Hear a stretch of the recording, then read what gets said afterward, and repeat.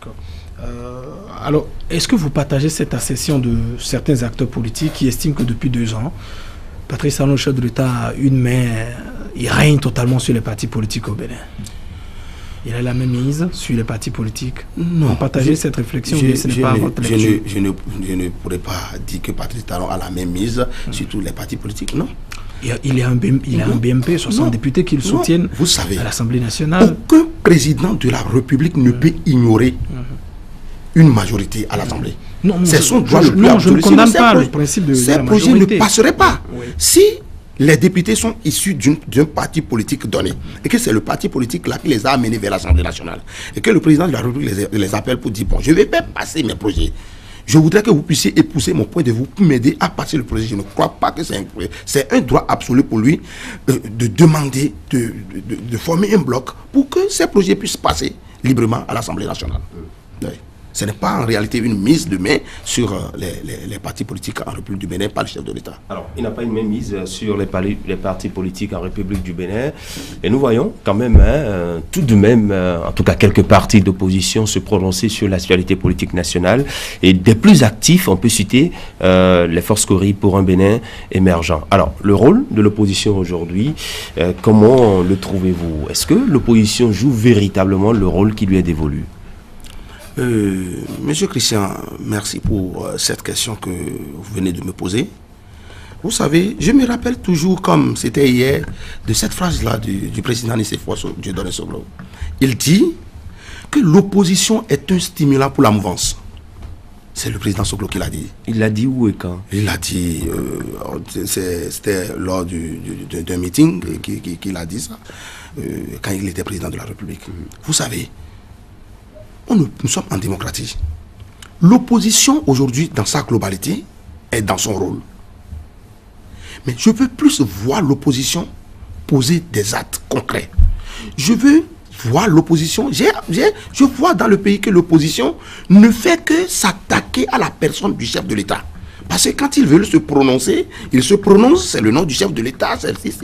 Mais l'opposition, en réalité, le rôle de l'opposition, c'est de faire des propositions concrètes.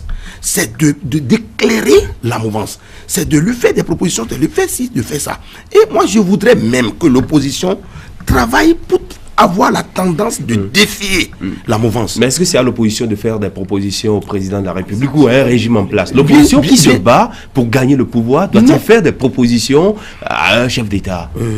Ne soyez pas toujours, de quel genre de propositions ne soyez pas aussi aveugle à ce que nous disons. Vous voyez, dans les petits pays comme les nôtres, si nous allons chaque fois changer les présidents de la République chaque 5 ans, nous n'allons jamais évoluer. Ça dit que chacun vient avec son procès de société. Si on estime que le président ne fait pas bien, on peut changer. Mais nous avions eu plus de 4 présidents déjà depuis le renouveau démocratique. Nous sommes le 4e président. Bien sûr, nous sommes en train de tourner sur la même place. On n'évolue pas. Et bien sûr, l'opposition est dans son rôle. Mais s'ils sont dans le sillage de gagner les élections et c'est fini, point barre, ce n'est pas bien. L'acte que FCB a posé autrefois dans la commune de Calavier pour la création d'une école, c'est louable. Mais que cela ne soit pas abus électoraliste. Oui, que cela ne soit pas une école créée juste pour recueillir les suffrages de Calavier et après les élections législatives communales présidentielles, les portes de cette école sont fermées. Nous ne voulons pas ça. Vous voyez par exemple la fondation à Javon. Malgré qu'il soit dans l'opposition, il construit des modules de classe, il construit des maternités à travers les communes, c'est louable. Mais que ces actes qui sont posés ne soient pas des actes à but électoraliste. Que ceux-là ne pensent pas que j'ai construit une école dans cette localité et lors des élections, je viens recueillir des voix. Ça là, ce n'est plus un don. Vous convenez avec moi que ce n'est plus un don. Si je dois construire des modules de classe et recueillir les élections et recueillir les suffrages dans une localité donnée, ce n'est plus un don. Non, en tout cas, pour le moment, on sait que ce ne sont que des dons. Mais est-ce que vous allez en vouloir à ceux, peut-être éventuellement, qui sont satisfaits, mais qui veulent traduire autrement leur remerciement à celui qui les a aidés à pouvoir avoir des dons? Est-ce qu'il faut les empêcher? Non, je ne dis pas non. C'est bien qu'on pose des actes pareils. Oui. Mais si dans celui qui est le donateur, dans son esprit, c'est que j'ai construit tel module de classe dans telle localité donnée. Et lors des élections, je viendrai recueillir des suffrages parce que j'ai fait du bien à la population. En ce moment-là, ce n'est plus un don. Non, en tout cas, on laissera les populations... Donc, moi, je demande, néanmoins, je demande à tous les autres acteurs politiques qui sont dans l'opposition d'imiter, de construire des écoles, de faire des dons, de construire des panneaux solaires, de doter des localités d'eau. Pourquoi ils ne peuvent pas faire comme lui? Donc, je voudrais que l'opposition pose des actes concrets, qu'il fasse des propositions concrètes, qu'il fasse des débats d'objectivité, des débats d'idées, qu'ils viennent défendre leur camp. Mais si c'est défendre le camp, et c'est chaque fois c'est le président de la République qu'on insulte, c'est lui qu'on fait si, c'est le président de la République qui est au sommet de l'État communautaire, ce n'est plus bon. Et je voudrais aller rapidement également sur les... D'accord, vous permettez avant d'y aller, oui. On sait que le rôle de l'opposition c'est de conquérir le pouvoir et de l'exercer. Est-ce que chaque parti politique, même membre de l'opposition, n'a pas aussi sa méthode qui lui est propre et pouvoir le faire? Est-ce que vous pensez qu'il faut leur imposer forcément une méthode? Le rôle de l'opposition, comme le disait Christian, c'est pas de faire des propositions à l'exécutif qui est là, mais quelquefois de dire peut-être que si j'étais là, voilà ce que je devais faire. Monsieur Landry, ceux qui sont dans l'opposition aujourd'hui ont exercé le pouvoir d'État pendant 10 ans. Pas tous. Non, la majorité, les 80%. Bien vous sûr, les chiffres. 80, quand vous prenez l'opposition en sa globalité, tous ceux-là sont restés sous le président Boni Yayi, ils ont travaillé avec lui. Quelles sont les propositions qu'ils ont? Après l'FCBE, oui. On a l'USL de Adjavon. L'USL d'Adjavon vient d'être créé. Oui, très bien, mais... L'USL d'Adjavon regorge des ministres, des anciens ministres du président Boni Yayi, des anciens députés de FCBE qui sont ensemble, qui sont allés même soutenir l'USL. Ça veut dire que c'est toujours le même camp. Oui. Comme maintenant, de 80%, pendant 10 ans, ce sont des chiffres. Oui, pendant 10 ans. Quelle est la proposition qu'ils ont? Quel est le travail qu'ils n'ont pas abattu? Et la population tout entière a opté pour la rupture. Et aujourd'hui, c'est maintenant qu'ils veulent conquérir le pouvoir et venir faire combien de temps et venir nous démontrer quoi? Qu'est-ce qu'ils veulent nous démontrer aujourd'hui? C'est quand même de leur droit, même s'ils doivent échouer. C'est leur droit le plus absolu, mais qu'ils posent des actes concrets. Qu'ils laissent la personne du chef de l'État échouer pleinement leur rôle. Ils vous auront entendu, en tout cas par rapport au message que vous leur lancez aujourd'hui. On sait que la rupture aussi a perdu beaucoup de plumes. Candide Azanaï est parti aussi. Ça pourrait avoir des répercussions ou bien est-ce que ça a eu... Le président Candide Azanaï est un homme politique que je respecte beaucoup. Il était l'une des premières personnes qui a commencé par parler de la rupture ici au Bénin sur les chaînes de télévision et autres. Mais arrivé à un moment donné, en tant que ministre de la Défense, il a décidé de se plier, de se démissionner. Je n'ai pas eu encore le temps de se rapprocher du président Candide Azanaï pour lui demander les raisons de sa démission. Il aurait ses raisons. Aujourd'hui, depuis qu'il est parti, je n'ai pas encore eu la chance de le rencontrer et de lui demander, Monsieur le Président, pourquoi vous êtes démissionné, pourquoi il y a si... Mais il a avancé des raisons. Et pour ces meetings qu'il a eu à faire, il a avancé des raisons. Et qu'il s'est déclaré opposant au régime de la rupture. C'est son plein droit, c'est son droit le plus absolu parce qu'il est président du parti politique, il est libre de prendre sa position. Mais nous sommes en train d'aller aux élections législatives, le peuple étant arbitre pour nous tous. Je crois et je pense que nous allons travailler, eux aussi ils vont travailler, ce n'est pas la guerre, et le peuple sera notre arbitre, et nous allons voir les résultats en 2019. Alors, il y a eu un conclave à Djefa, il y a de cela quelques mois, et aux côtés du président de l'USL, Sébastien Germain Adjavon, nous avons vu deux anciens chefs d'État, nous avons vu le président d'Icéfor, Dieudonné Seglo, nous avons vu le président Boni Yayi. Que pensez-vous de la posture qu'adoptent ces deux hommes d'État depuis quelques mois Monsieur déjà? Christian, oui. C'est une question qui est un peu lourde, mais je vais répondre à cela. Oui, répondez, en tant que jeune leader. Monsieur Christian, Monsieur Landry, suivez bien moi. Ne soyez pas sourds à ce que je voudrais vous dire. Vous savez, dans notre pays, nous avons cette chance d'avoir au moins 2 à 3 anciens présidents de la République ici, au Bénin, vivants. Ce que le Togo tout près n'a jamais eu. C'est de la matière qu'il faut féliciter. Mais quand vous devenez ancien président, vous finissez 2 mandats, par exemple, vous devenez ancien président, on dit que vous êtes à la retraite. Pour moi, vous devenez un médiateur. Vous ne devez plus prendre parti. C'est écrit où? Non, ce n'est pas c'est écrit où? Mais c'est une règle préétablie. Moi, ma vision. Oui. C'est tout comme si je suis enseignant, j'ai fait mes 30 ans, je suis allé à la retraite, et je viens discuter encore des cours de maison avec les enfants. C'est inadmissible. Cette sortie des anciens chefs d'État, des anciens médiateurs de la République, cette sortie, j'estime que ce n'est pas totalement vertueuse. L'ancien président, quand vous êtes ancien président de la République, et que vous êtes médiateur, vous êtes à la maison, je crois, quand deux enfants se battent, c'est une personne, tous qui les appelle pour les dire venez, mais qu'est-ce qui se passe? Mais si ceux-là prennent parti aujourd'hui, ça veut dire que le président Patrice Talon est devenu une bête à abattre. Nous qui sommes ses partisans, nous n'allons pas accepter qu'on la barre. D'accord. Vous convenez avec moi? Vous allez constituer un bouclier, c'est aussi votre droit le plus absolu.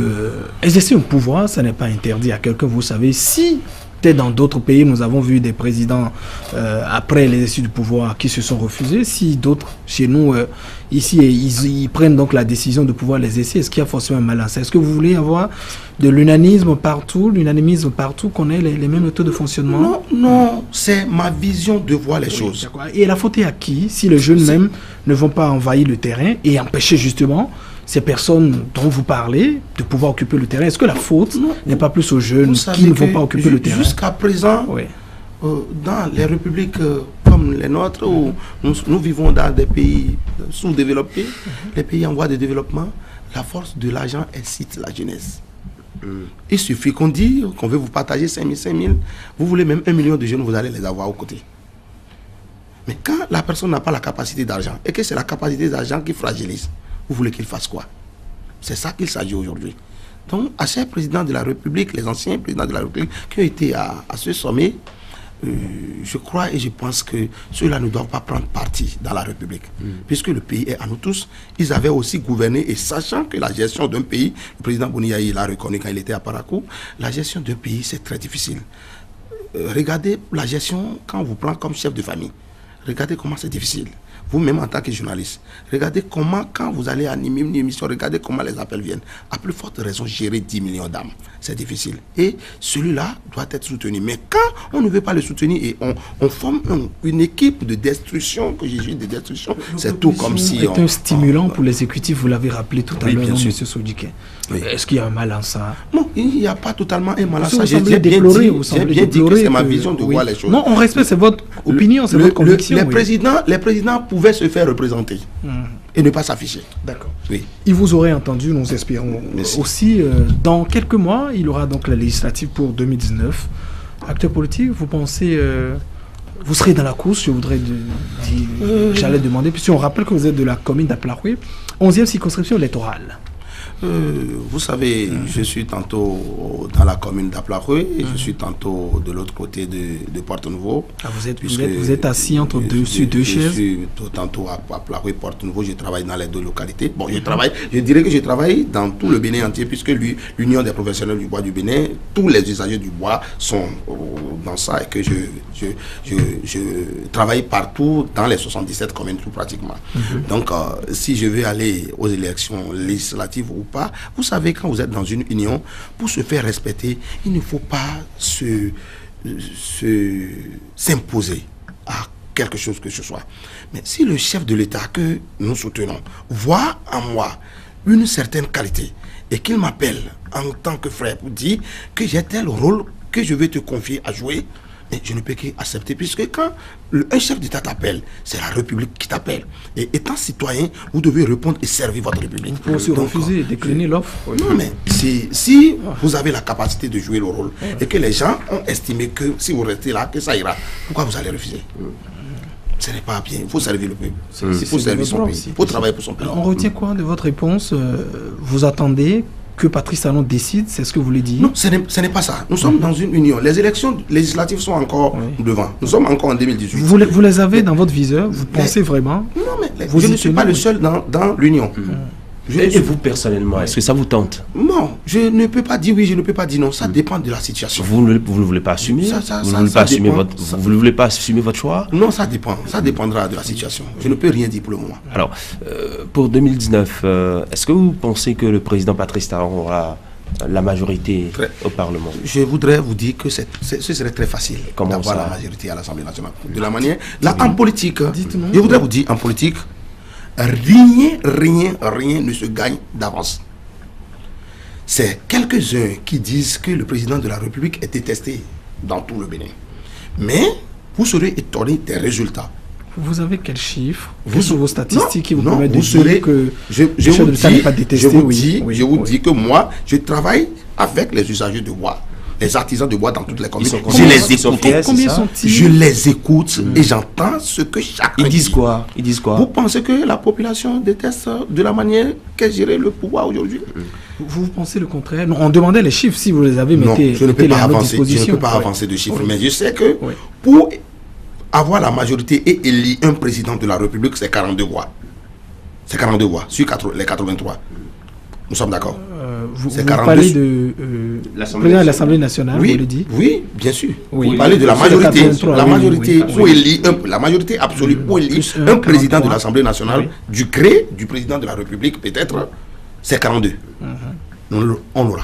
Les Moitié plus On aura. 43, vous aurez les On aura les 42. Par quelle voie? Monsieur Christian. Faites-nous un peu la démonstration, puisque on est en politique, c'est du concret, c'est du rationnel, ce n'est pas je voudrais vous dire aujourd'hui, du dogmatisme, monsieur je Sodiquin. voudrais dire tout à l'heure que rien ne se gagne d'avance en politique. Le président Patrice Talon a un parti politique? Non. Donc vous convenez avec moi qu'il a le bloc de la majorité ici. Il a au moins 60 députés qui sont avec lui. Mais qu'est-ce qui prouve que demain il n'aura plus les 60 députés? Qui disent le soutenir, oui. Mais qu'est-ce qui prouve que demain il n'aura plus les 60? Par quel moyen il a eu les 60? Est-ce que le moyen est fini? Qu'est-ce qui prouve que demain il n'aura pas aussi moins?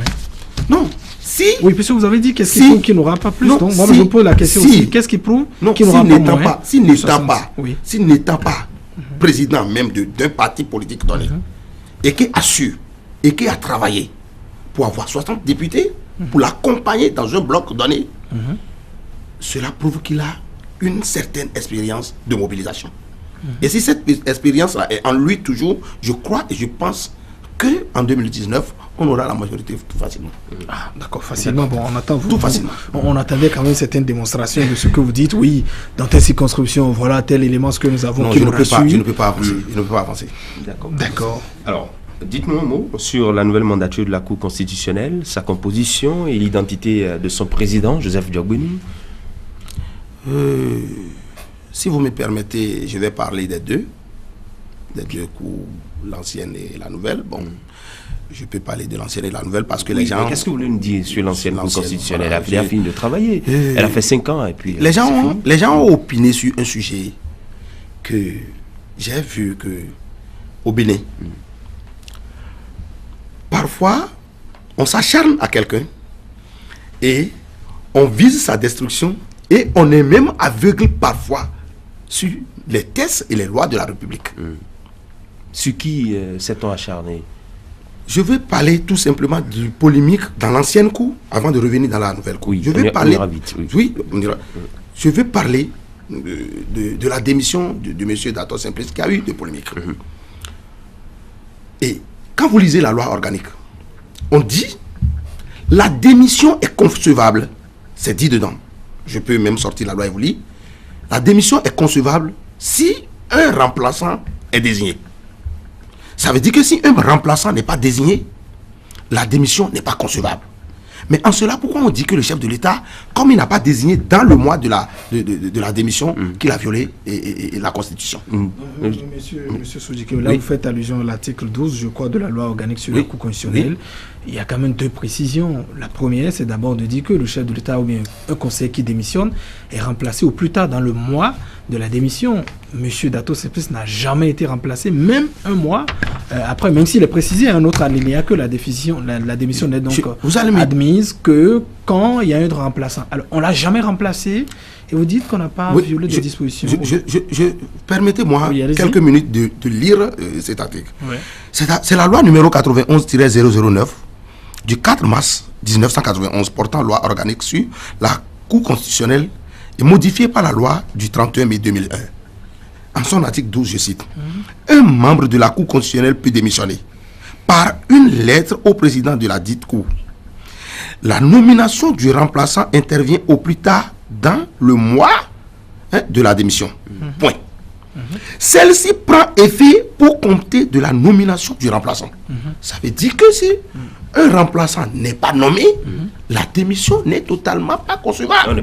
Ça n'est pas admis, ça veut dire que le président n'a pas violé la Constitution. Il a été dit aussi bien entendu qu'après la démission de membre, il faut, dans un délai d'1 mois, procéder à son remplacement. Merci, monsieur Christian. Si on t'envoie un décret et on te dit que le décret prend effet pour compter de sa date de signature, ça veut dire que si le décret n'est pas signé, ce n'est pas valable. Non, la comparaison n'est pas exacte dans ce que nous disons. Un décret, on dit que c'est signé et pour compter de sa date de signature.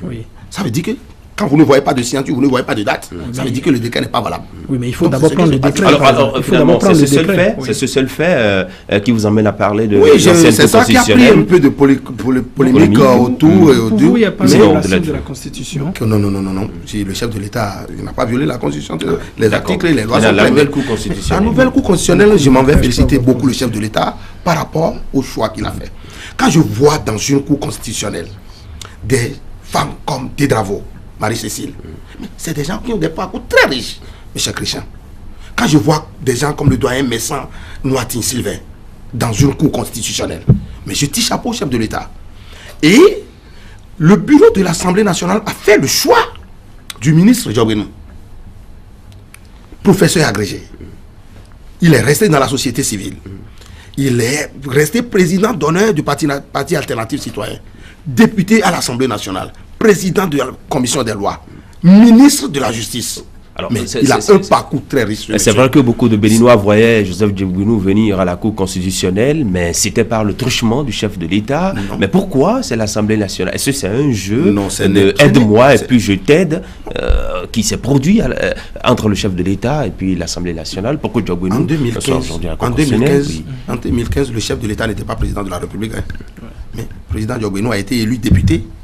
Et président de la Cour constitutionnelle. Plus tard, le chef d'État même a affirmé que celui qui finançait l'Union, ou bien beaucoup de partis politiques, Patrice Talon faisait partie. C'est des polémiques. C'est des polémiques. Et il faut féliciter le chef de l'État aujourd'hui pour la promotion qu'il fait à la jeunesse. C'est pas là que nous avions vu un jeune de 49 ans, président de la Cour constitutionnelle.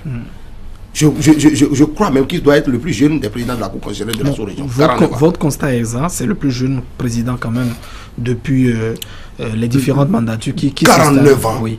Président de la Cour constitutionnelle. Non, d'accord. Voilà, vous saluez, disons, la promotion de la jeunesse par le chef de l'État.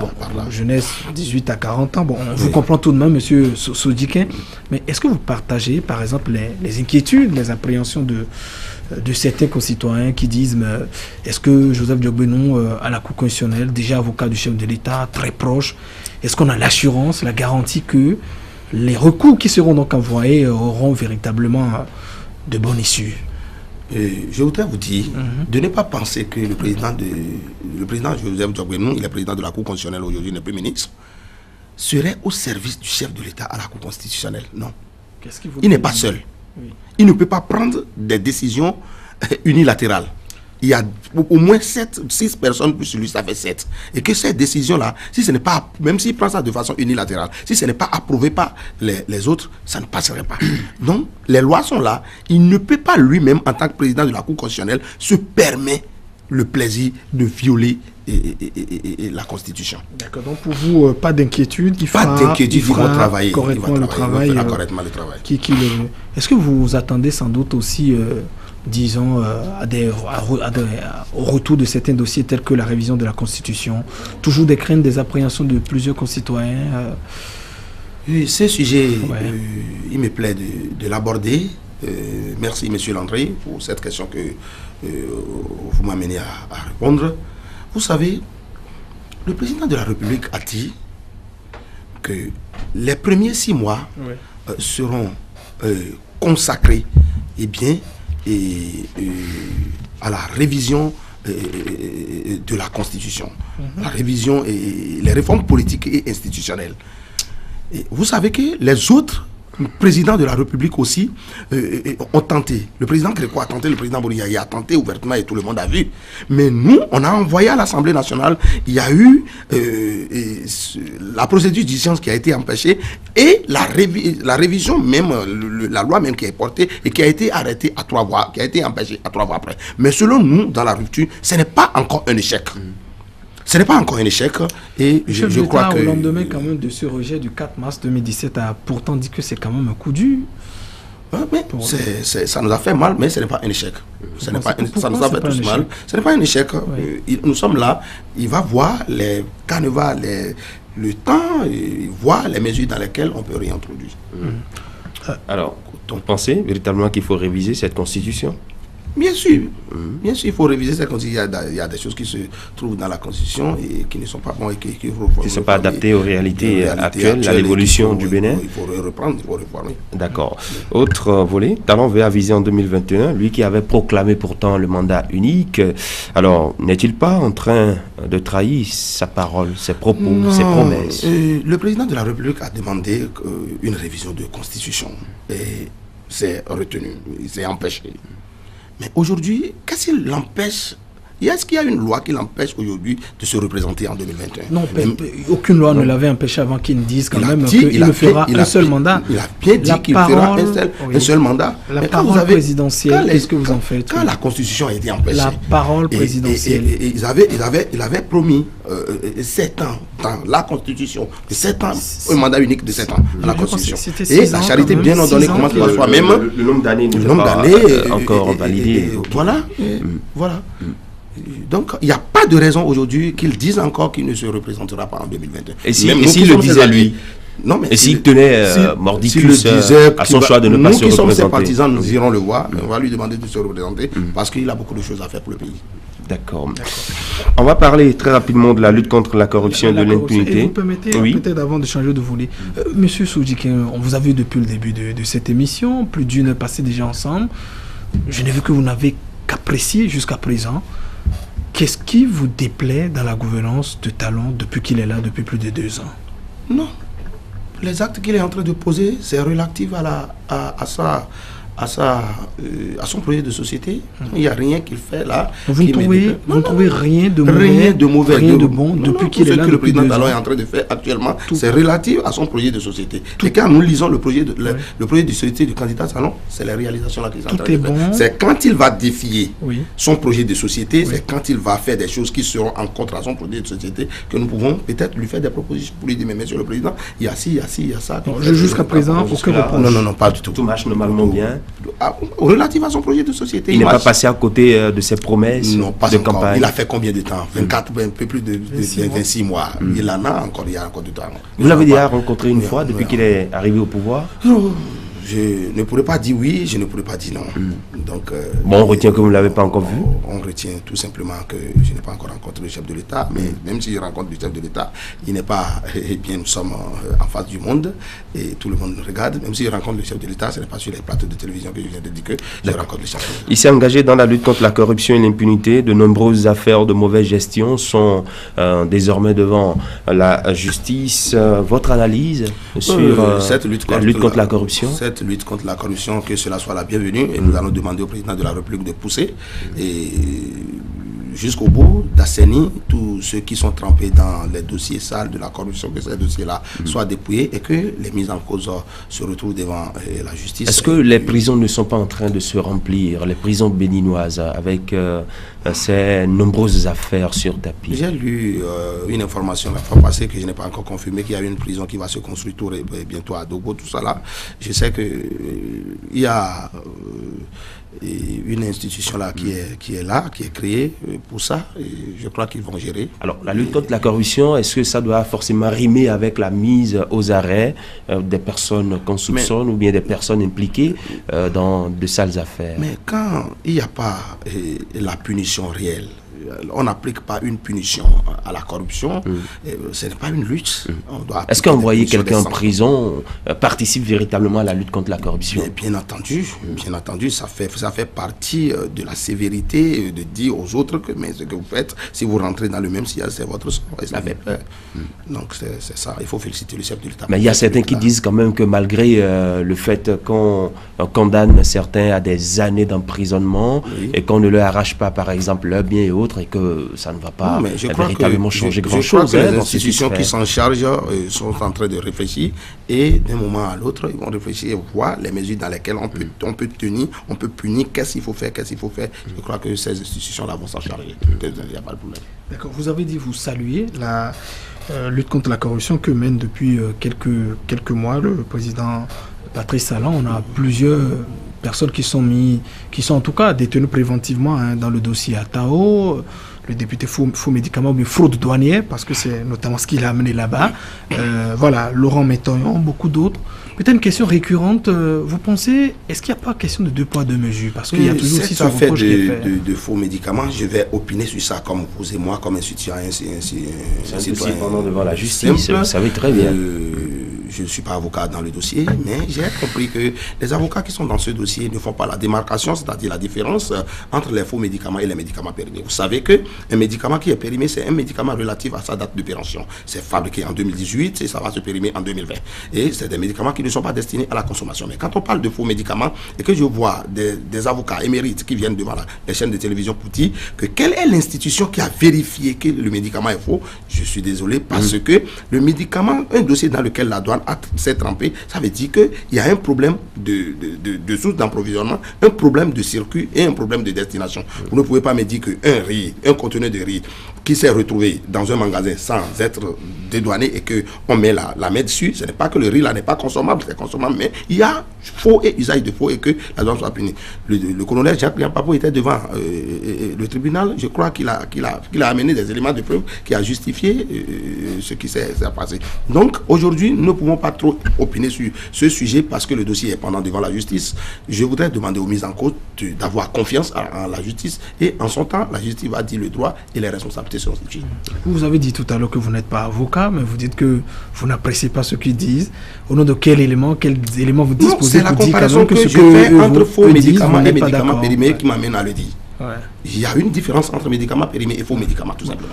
Peut-être que le parquet va solliciter votre expertise dans ce domaine pour nous aider à mieux comprendre. Vous pensez que la lutte doit continuer à se mener comme ça? Est-ce que vous ne pensez pas que nous n'avons que des arrestations, que la lutte contre la corruption au pays? Est-ce qu'on travaille réellement, je voudrais dire? Bien entendu. Je suis rentré dans plusieurs domaines tout à l'heure. Non, je ne dis pas. Est-ce que vous n'avez pas l'impression que, voilà, c'est la lutte qui domine et que finalement ça nous préoccupe, ça retient l'attention de tout le monde et que finalement on ne fait rien? Mais le gouvernement travaille tous les jours. Le chef de l'État, il vient de faire combien de mois? 26 mois, vous avez dit. Ce n'est pas rien. Bientôt, en octobre, il fera déjà. En octobre, il fera la moitié du chemin, M. Soudjiké. Il ne peut pas tout faire en 6 mois. Et il a des ministres. Je vous ai dit que par rapport à ce dossier de la lutte contre la corruption, il y a sûrement des instances, des structures qui sont fixées et qui gèrent ce dossier. Et je crois et je pense que quand le temps va venir, le président de la République, il fera le tour de ces dossiers et apprécier lui-même. Il y a aussi, disons, un autre aspect que nous allons aborder, notamment la gouvernance, le développement de l'agriculture. On voit en l'occurrence la question du coton que nous observons depuis l'arrivée du chef de l'État. On nous parle de beaucoup de performances, près de 600 000 tonnes déjà. Oui, grosse avancée. Vraiment, monsieur, j'ai dit, on était en débat avec mes collègues hier, et j'avais dit que si le président de la République, après son mandat, avec ce que nous on a vu dans l'agriculture, dans la culture du coton de cette année, deviendra enseignant de la culture du coton dans la sous-région, parce que il a su gérer. Vous savez que de 2012 à 2015, et il a suffi qu'on ait 350 000 tonnes de coton et on dit qu'il faut aller chercher les machines dans les pays voisins pour venir égrainer nos cotons ici au Bénin. Et avant, les cotons... Le coton... Oui.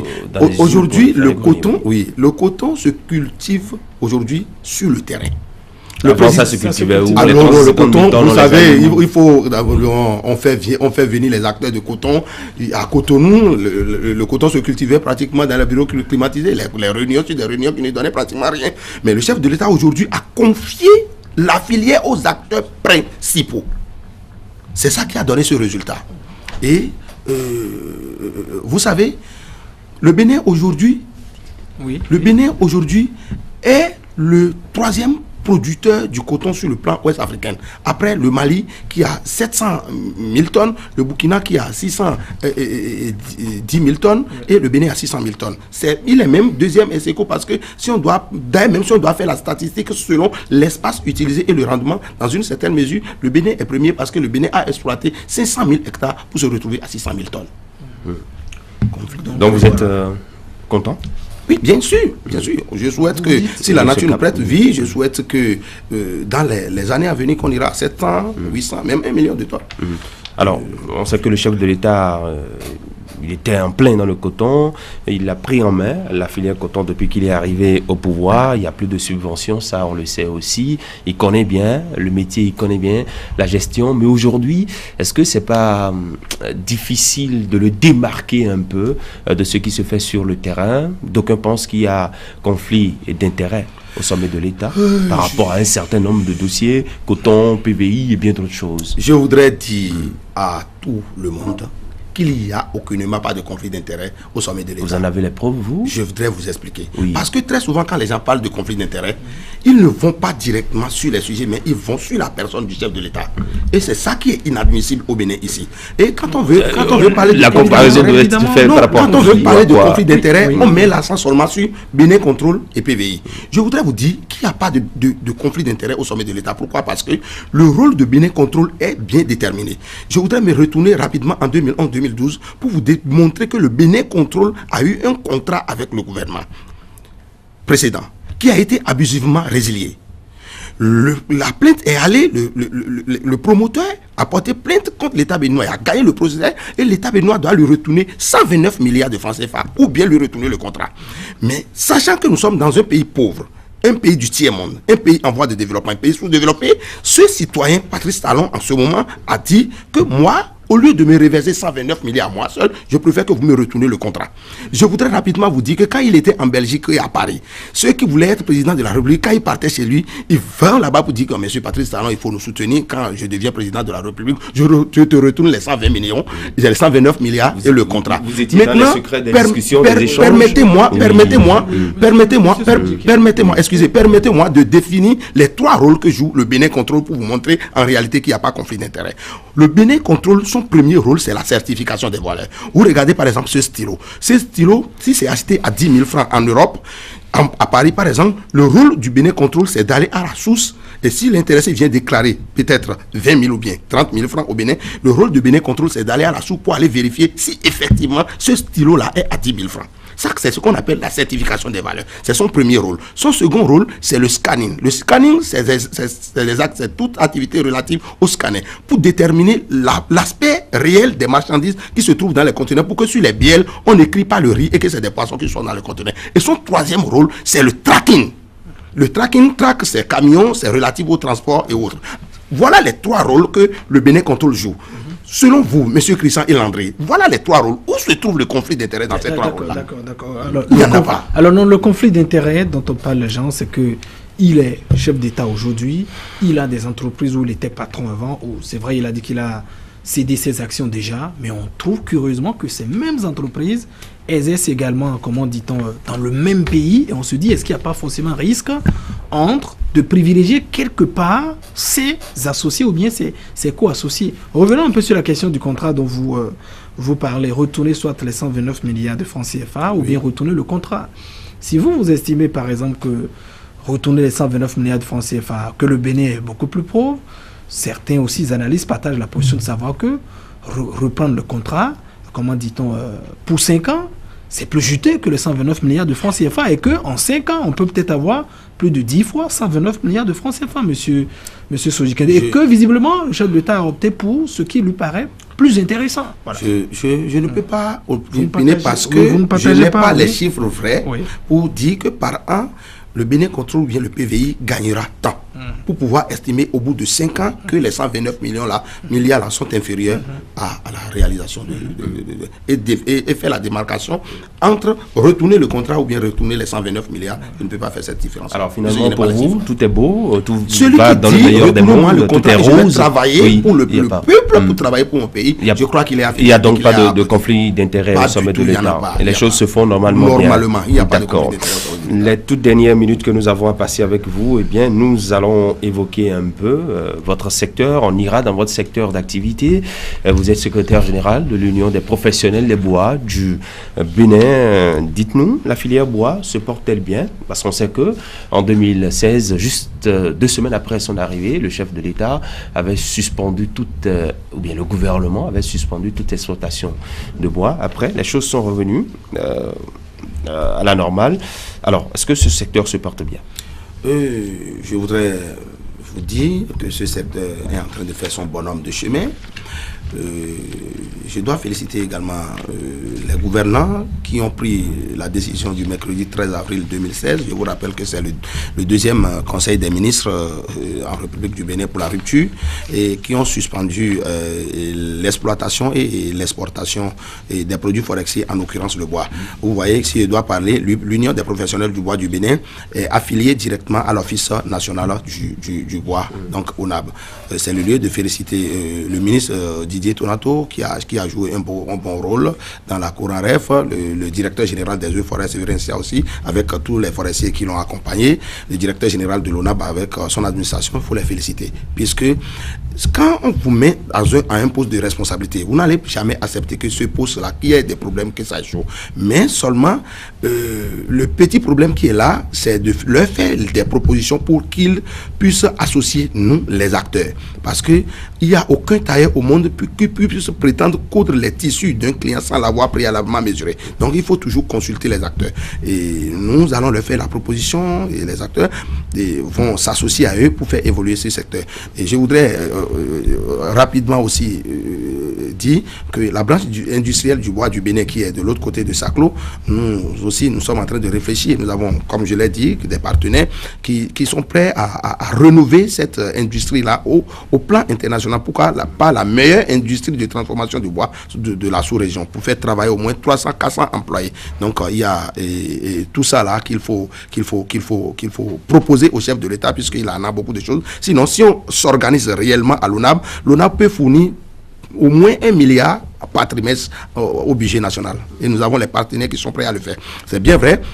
Le président de la République a demandé qu'on fasse une vente libre, c'est-à-dire une vente aux enchères pour les produits et donner les produits au prix offrant. Cette vente aux enchères est en train de faire son bonhomme de chemin. Je crois que les jours à venir, nous allons rencontrer le chef de l'État par la grâce de Dieu et que nous allons lui faire des propositions concrètes pour plus redynamiser le secteur, pour que le secteur porte réellement ses fruits au budget national. Alors, vous avez dit que vous êtes environ 1 million de professionnels du bois qui exercent au Bénin et qui sont d'ailleurs affiliés à l'Union des professionnels du bois du Bénin. Avec la réforme gouvernementale, est-ce que vous pensez qu'aujourd'hui, il y a un pic par rapport à vos activités ou les choses ne tournent pas normalement bien? La proposition n'est pas encore allée vers le chef de l'État. Je sais que si la proposition va vers lui et une fiche va vers lui, il doit savoir que la suspension a pris 1 an. Ça veut dire que le bois béninois n'était plus présent sur le marché international pendant 1 an. Cela a fait que nous avions perdu beaucoup de contrats. Nous avions perdu beaucoup de partenaires. Et si nous avions perdu beaucoup de partenaires, pour reprendre, nous devons diminuer le prix des bois, ramener les partenaires et travailler avec eux pendant au moins 1 an. Et quand ils seront assis, les années qui vont suivre, nous allons redynamiser et reprendre et rehausser le prix et pour les maintenir et regagner ce que nous avons perdu il y a 1 an, 2 ans en arrière. C'est la politique que nous allons jouer. Donc nous allons proposer au chef de l'État un comité technique commercial que nous allons mettre en place pour travailler et faire porter le bois de l'ONAB à l'échelle internationale. Alors, lorsque vous parlez de l'Union des professionnels des bois du Bénin, on parle de l'ONAB, et lorsqu'on parle de l'ONAB, on voit tout de suite les eaux et forêts ou encore le ministère du cadre de vie. Quelles sont vos relations? Quels sont les rapports que vous avez avec toute cette structure? Vous savez, le ministère du cadre de vie est un ministère qui, sous lequel se trouve l'ONAB, l'Office national du bois, Direction générale des eaux et forêts et chasse. Ces deux entités, c'est des entités complémentaires qui sont sous le ministère du cadre de vie. Donc, tantôt, nous travaillons avec les forestiers, tantôt aussi les forestiers travaillent avec nous, puisque notre activité, c'est complémentaire. L'ONAB ne peut pas évoluer sans les forestiers, et les forestiers aussi ne peuvent pas ne pas travailler sans nous avoir visé. Alors, que souhaitez-vous finalement? Non, je souhaite que le président de la République, on aura des séances de travail. Vous avez envoyé des demandes d'audience? Bien entendu, qui va réagir bientôt et que nous allons le rencontrer, lui faire une proposition quelqu'un, puisque nous avons des partenaires qui sont là et qui sont prêts à nous accompagner, à acheter beaucoup de bois à l'ONAB et remplir les caisses de l'État et désengorger les forêts pour que nous puissions faire de reboisement. Alors, vous avez beaucoup de compatriotes, concitoyens qui ont les bois, comment dit-on, au niveau, disons, de plusieurs communes, dans la brousse, comme on le dit. L'exportation a été donc suspendue. Que voulez-vous qu'ils fassent, toutes ces personnes-là, à qui on interdit désormais l'exportation du bois? Non, l'exportation du bois n'est pas totalement interdite. C'est les bois naturels qui sont interdites. Les bois artificiels, les techs privés, le gémélina, le tech de l'ONAB, c'est exportable et il n'y a pas de péril en la demeure pour ça. Oui. Alors, quelques minutes, quelques secondes. Je ne peux pas donc finir ce grand débat d'envergure internationale sans envoyer cette affirmation de Socrate à l'endroit du président Patrice Talon. Socrate dit que tout homme qui a choisi un poste, de la manière il le juge le plus honorable des postes, doit y rester, quels que soient les handicaps ou bien les insuffisances qu'il rencontre dans ce poste, pour donc garder le respect ou bien la dignité qu'on lui donnait depuis la prise de la fonction. Donc je demande au président Patrice Talon d'avoir le courage. Il a notre soutien, nous allons l'accompagner, quels que soient les problèmes, les handicaps, qu'il reste ici pour que le respect et la dignité que nous lui donnons en tant que chef d'entreprise d'alors et président de la République depuis 6 avril 2016, que ce respect et dignité continuent jusqu'à la fin de son mandat et au-delà. D'accord. Voilà, propos de M. Ildefonse Mathieu Sodiquin, acteur politique et puis secrétaire général de l'Union des professionnels du bois du Bénin. Vous étiez donc notre invité sur cette émission de Zone Franche. On retiendra une phrase tout au long de ces 90 minutes que nous avons passées ensemble. Il faut féliciter le chef de l'État Patrice Talon pour ses actions. Pour le démontrer, tout au long de cet entretien, M. Sodiquin, vous avez donc fait appel à son projet de société. Pour vous, Patrice Talon réalise en tout cas depuis plus de 2 ans tout ce qu'il a promis. Dans ce document, vous appelez notamment l'opposition à faire des propositions concrètes au chef de l'État, vous refusez les critiques stériles et vous souhaitez même que les anciens chefs d'État soient des médiateurs de la République. Sur la lutte contre la corruption, vous encouragez aussi le chef de l'État, Patrice Talon. Vous ne pensez pas qu'il y ait donc une lutte sélective. Il faut simplement faire confiance à la justice de notre pays pour qu'elle vous blanchisse ou qu'elle vous condamne aussi. Et puis concernant votre secteur, le vôtre, le secteur du bois, vous l'avez également souligné, vous saluez les réformes et puis pour vos propositions, vous souhaiterez ou bien vous solliciterez sans doute un entretien ou bien un rendez-vous avec le chef de l'État pour lui faire part éventuellement de ce que vous pensez du secteur. Merci d'avoir été ici, M. Merci Landry, merci Christian, merci de m'avoir invité sur ce plateau. Merci beaucoup Landry. Et aujourd'hui nous sommes dimanche, c'est la fête des pères. À vous Landry Salanon, je vous souhaite une très bonne fête des pères. Oui, Christian Vidécon à la réalisation, à Achille Nyakadia aussi de l'autre côté, et à vous aussi. Monsieur Sodiquin. Et à nos téléspectateurs et auditeurs. Voilà. Merci beaucoup. Voilà, bonne fête des pères. Voilà, à tous les pères. Voilà, merci à vous de nous avoir suivis et puis à dimanche prochain.